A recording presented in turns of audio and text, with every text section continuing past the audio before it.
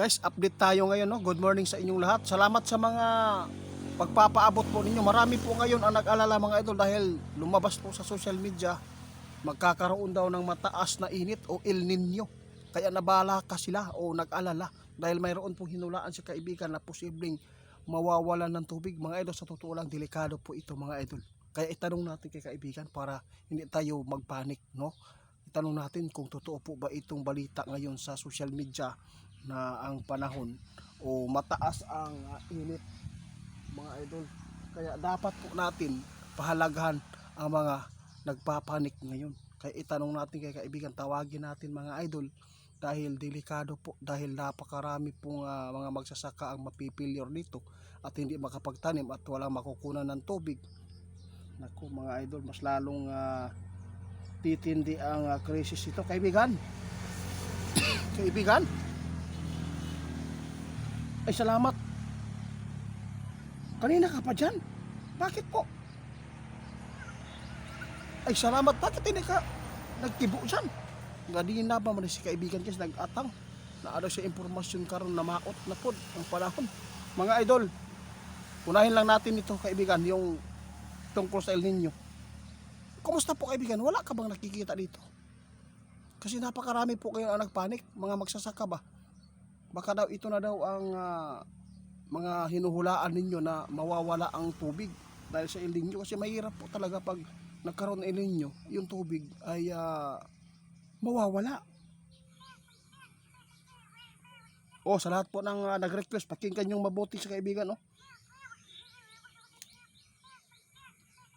Tama ka.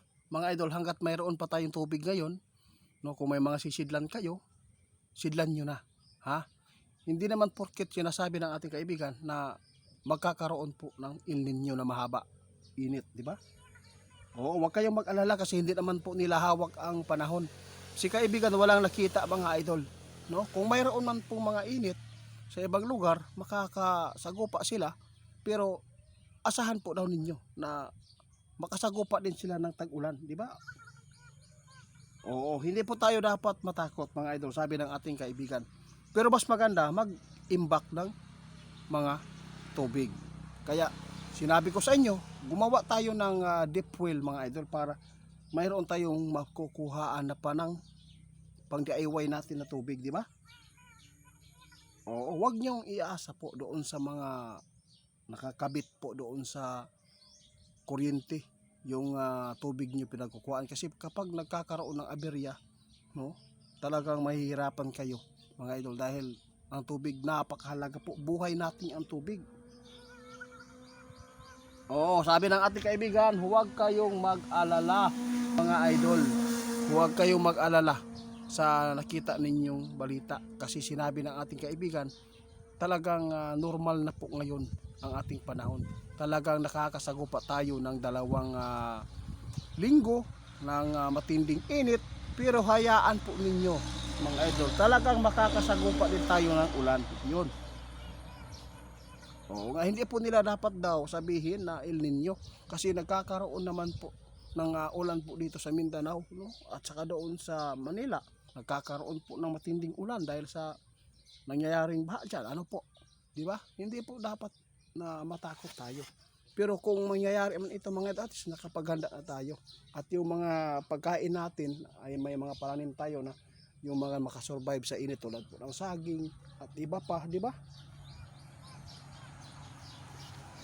Salamat. Guys, hindi po kayo dapat matakot, magpanik, no?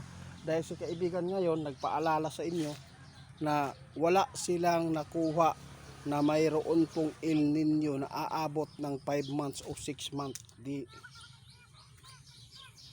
Oo, mas maganda ang tubig mag-imbak na lang hanggat mayroon pa dahil makakasagupa talaga daw ang ibang lugar, no, na mauubusan ng tubig na source dahil sa panahon natin mga idol.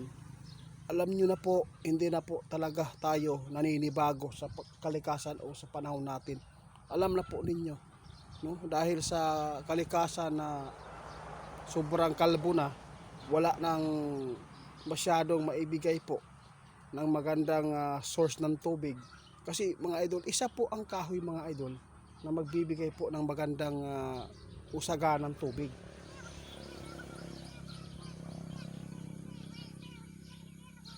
Salamat ninyo. At least nalaman natin na kailangan po natin lumaban pa rin ngayon. Hindi tayo magpapa-apekto po sa social media. Kung mayroon man po silang ipinapaabot sa inyo na ganyan, na may mga El Nino sa mga lugar na yan, mas maganda mag-impake tayo ng tubig. Mag-prepare, maglagay tayo sa mga sisidlan na wala pang mga silid na mga tubig, di ba? Yun po ang paghahanda. Oo, kung sakali man na mangyayari talaga yan, at least hindi na kayo matatakot. Kaya sa lahat po ang mga makapanood, ang tubig huwag natin hayaan na mausikan lang, no? Huwag itapon. Kasi grabe po ang dala ng tubig sa tao. Oo. Yan po, isa po yan sa pinakamakapangyarihan sa lahat. Dahil ang buhay natin nakasalalay po doon. Kaya mga idol, huwag kayong mag-alala. Magtanim lang tayo ng makasurvive sa init. Ha? Hindi naman po sinabi ng ating kaibigan na magka-El Nino talaga nang aabot ng 5 months to 6 months. Kung mayroon man, 1 month, 2 linggo,